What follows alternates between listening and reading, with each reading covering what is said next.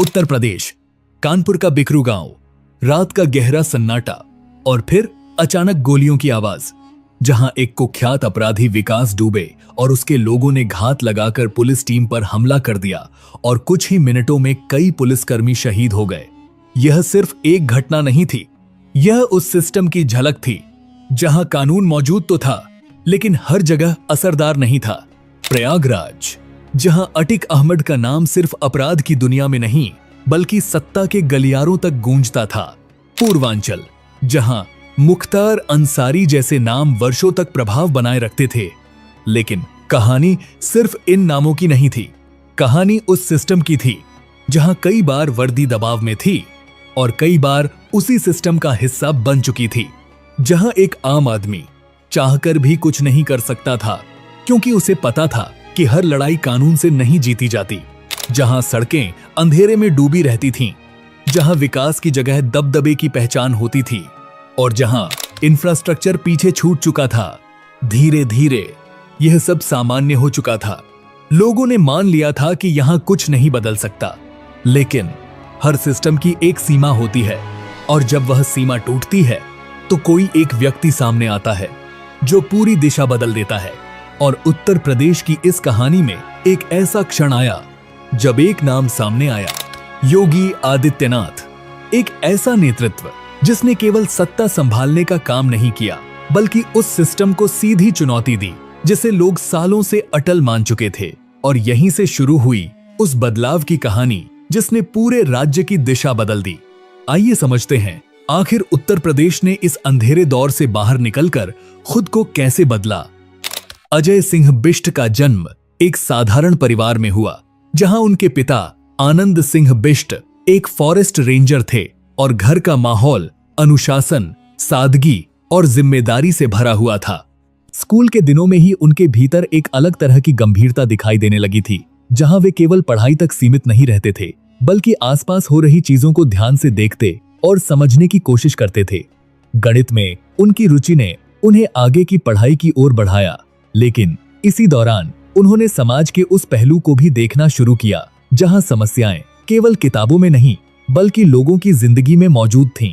College के दिनों में उनका झुकाव छात्र जीवन और सामाजिक मुद्दों की ओर बढ़ने लगा, जहां उन्होंने पहली बार महसूस किया कि केवल व्यक्तिगत सफलता काफी नहीं है बल्कि एक बड़ा प्रभाव भी संभव है। और शायद यही वह समय था जब उनके भीतर यह सवाल पैदा हुआ, क्या वे सिर्फ एक सामान्य जीवन जिएंगे या कुछ अलग करने की कोशिश करेंगे। यही सवाल धीरे धीरे उनके फैसलों की दिशा तय करने लगा और उन्हें उस मोड़ तक ले गया जहां उन्होंने घर छोड़ने का निर्णय लिया। उधर उत्तर प्रदेश एक ऐसे दौर से गुजर रहा था जिसे समझना आसान नहीं था, क्योंकि यह केवल एक राज्य की स्थिति नहीं थी, यह एक पूरी व्यवस्था की कहानी थी। भारत का सबसे अधिक जनसंख्या वाला राज्य, जहां 20 करोड़ से ज्यादा लोग रहते हैं और जहां व्यवस्था का हर असर सीधे करोड़ों जिंदगियों को प्रभावित करता है। लेकिन उस समय इस राज्य में एक अजीब सा विरोधाभास दिखाई देता था। कानून मौजूद था लेकिन उसका असर हर जगह महसूस नहीं होता था। कई बार फैसले अदालतों में नहीं बल्कि ताकत के आधार पर तय होते थे। पूर्वांचल से लेकर पश्चिमी उत्तर प्रदेश तक कई ऐसे इलाके थे जहां लोगों को यह समझाने की जरूरत नहीं थी कि किसका प्रभाव चलता है, क्योंकि यह बात उन्हें हर दिन दिखाई देती थी। अतिक अहमद, मुख्तार अंसारी, विकास दुबे, ये सिर्फ नाम नहीं थे, ये उस दौर की पहचान थे। इन नामों का असर ऐसा था कि गवाही देने से पहले लोग सोचते थे और कई बार सच सामने आने से पहले ही दबा दिया जाता था। लेकिन सबसे खतरनाक बात यह नहीं थी कि अपराध था, सबसे खतरनाक बात यह थी कि यह सब सामान्य हो चुका था। और जब अन्याय सामान्य हो जाए तो बदलाव सबसे मुश्किल हो जाता है। इसी बीच अजय सिंह बिष्ट गोरखपुर पहुंचते हैं और यह केवल एक शहर में प्रवेश नहीं था, यह उस दुनिया में कदम रखना था जहां समाज, धर्म और राजनीति एक साथ चलते थे।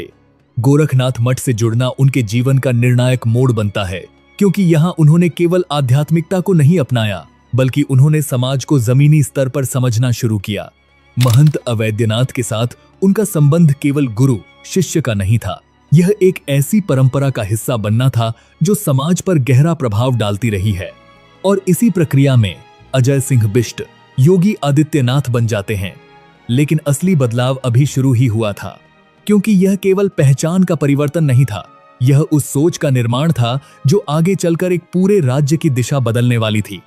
सिर्फ 26 साल की उम्र में सांसद बनना यह दिखाता है कि योगी आदित्यनाथ ने बहुत कम समय में एक मजबूत जनाधार स्थापित कर लिया था।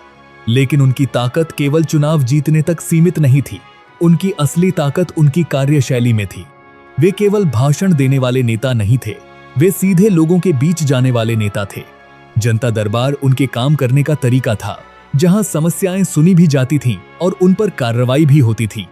धीरे धीरे उनकी छवि एक ऐसे नेता की बनने लगी जो केवल सिस्टम का हिस्सा नहीं है, बल्कि जरूरत पड़ने पर उसे चुनौती देने की क्षमता भी रखता है। लेकिन असली सवाल अभी भी वही था, क्या यह शैली पूरे उत्तर प्रदेश जैसे विशाल और जटिल राज्य में काम कर पाएगी? साल 2017 उत्तर प्रदेश की राजनीति में एक ऐसा मोड़ आता है जो इस कहानी की दिशा बदल देता है। योगी आदित्यनाथ मुख्यमंत्री बनते हैं और यह केवल एक पद परिवर्तन नहीं था, यह उस व्यवस्था के लिए एक सीधी चुनौती थी जो वर्षों से अपनी जड़ें जमा चुकी थी। मुख्यमंत्री बनने के बाद उन्होंने केवल आदेश देने तक खुद को सीमित नहीं रखा, उन्होंने प्रशासन के केंद्र में खुद को स्थापित किया। उन्होंने कई महत्वपूर्ण विभाग अपने पास रखे, जिससे यह साफ हो गया कि यह नेतृत्व केवल प्रतीकात्मक नहीं होगा, बल्कि सक्रिय और नियंत्रित करने वाला होगा। लेकिन असली चुनौती अब शुरू हुई थी, क्योंकि सिस्टम को बदलना उसे चलाने से कहीं ज्यादा मुश्किल होता है। इसके बाद जो हुआ वह केवल कार्रवाई नहीं थी, वह उस सिस्टम के साथ सीधा टकराव था जिसने वर्षों तक अपनी पकड़ बनाए रखी थी। राज्य में संगठित अपराध के खिलाफ एक ऐसी प्रक्रिया शुरू हुई जिसमें केवल छोटे मामलों को नहीं, बल्कि उन नामों को निशाना बनाया गया जिन्हें लंबे समय तक अछूता माना जाता था। अटिक अहमद, मुख्तार अंसारी, विकास दुबे, ये नाम अब केवल डर के प्रतीक नहीं रहे, बल्कि कार्रवाई के केंद्र में आने लगे। 2020 में कानपुर के बिकरू गांव की घटना, जहां पुलिस टीम पर हमला हुआ और कई पुलिसकर्मियों की जान गई, इस बात का संकेत थी कि सिस्टम को चुनौती अभी भी मौजूद है।